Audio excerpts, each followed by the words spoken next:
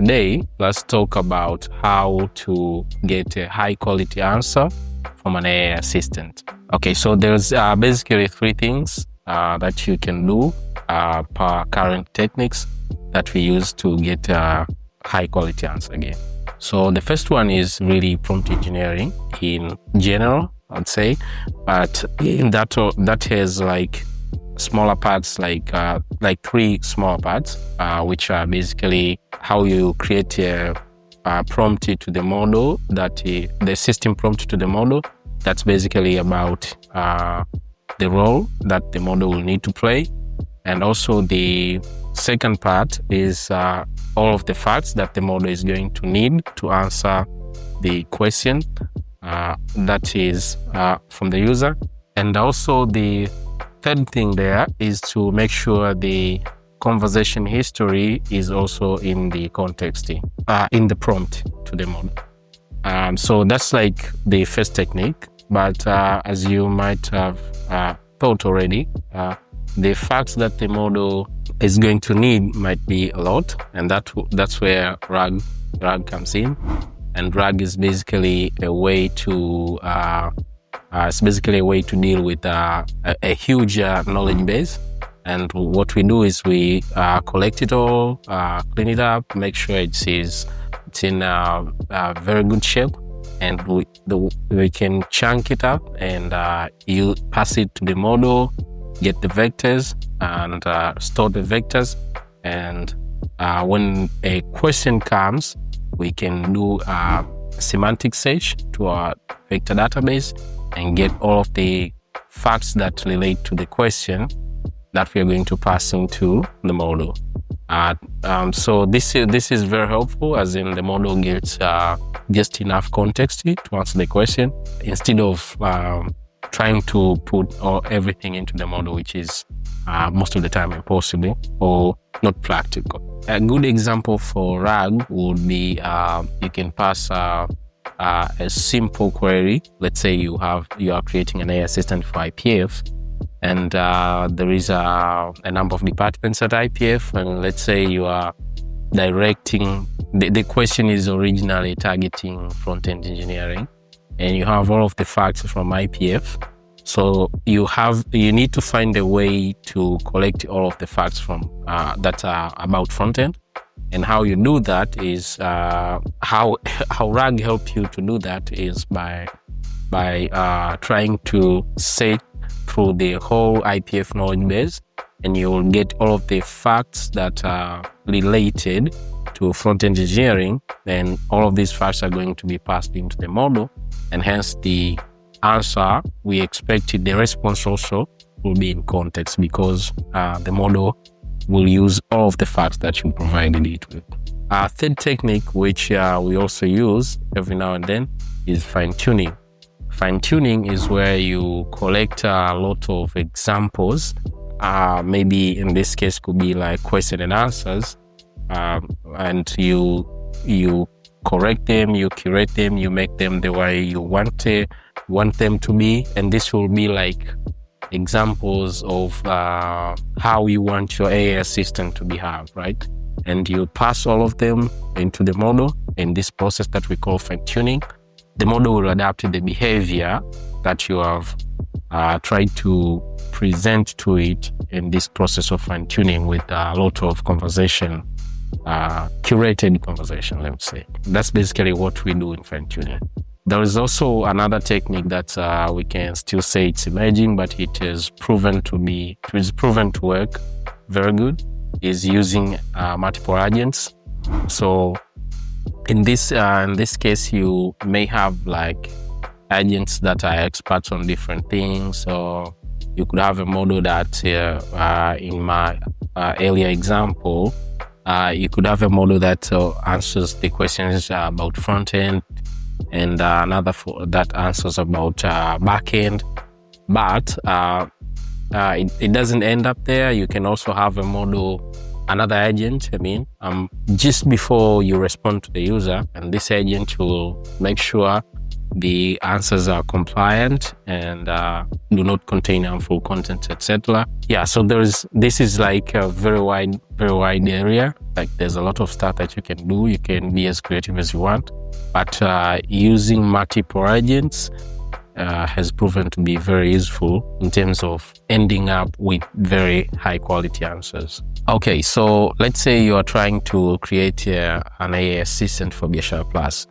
I want to walk you through how you're going to do all of those 3 or 4 things that you need to do to get high quality, an AI assistant that has high quality answers. Okay, so what you do, you would start with defining the role of the agent. So you're going to very clearly define what you want the agent to do.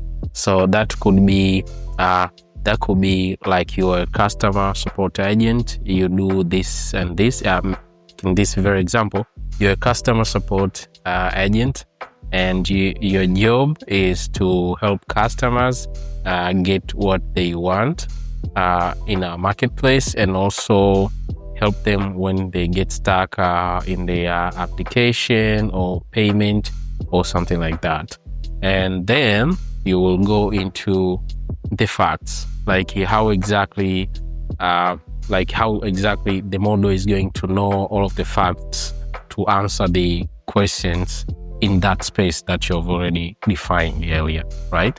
So what you have to do, you'll have to collect all the facts, and those facts could be like how payment is done, maybe via MNO, how you can do it using a card or something like that, and other informations like where is the website, where are the contact details, where you can find maybe the application and the name of the application on different platforms and things like that. All of those facts need to be somewhere, okay?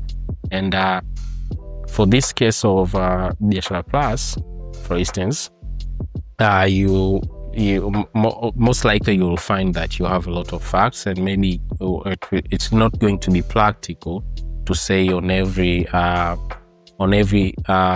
request or on every run that you're going to pass all of the facts into the model. So this is where RAGs comes in, and what you have to do, go back to your knowledge base, chunk it, and put it into a vector database. And this vector database will help you to find the relevant pieces of information or relevant facts from the database. And these are the facts that you're going to use. So let's say if someone is asking about how to pay using Tigo Pesa, you're going to go into the AI assistant, by the way, will go into the vector database and pull out all of the facts that relate to payment via Tigo Pesa, let's say. So, and what will happen is like, the beauty is it's not going to be all of the facts. So it will just take all of the facts that are relevant to the question, and so they will be used. Also, another bit there is the conversation history. So the conversation history is also very important. If this customer in particular has been talking to the AI assistant, let's say for a while, and there is like 50, 100 messages already, you also need to have a very good way to either summarize those, the conversation, or just take maybe last 20 messages, or you could just pick the messages that are relevant to the question that we are asking right now. So all of that works. And what we usually do in things like this is it's a mix of both. So it could be something like we're going to take the last 20 messages and everything before that in the conversation history, we're going to summarize it. So what the model is going to get is to get that summary and the last 20 messages, right? So that's it. That's also very important. If you use those 3 things there, the AI assistant will work very good. You'll get very reliable and high quality answers, let's say. So yeah, but also if if you can, every now and then it might happen that you want maybe specific behaviors in how the answers are generated, or maybe you're not happy with the language, like the Kiswahili that the AI assistant is using is not that what you want, let's say. So that's where you want to do fine-tuning. So, and what you do basically, you will collect like a curated list of question and answers or conversations, and we are going to use it with a special platform to fine-tune the model. And this time you will change the weights of the model, like the shape of the model will change to adapt it to your use case. And now when you will, after that, you'll go back and use the fine-tuned model in the very process that we began with. But what will happen is like the model will understand your system prompt. You are like the first prompt about the role of the AI assistant will make much more sense, and it will produce responses that are more coherent, more relevant, and hence high quality in short. This is Jeremiah, and this is AI Radar.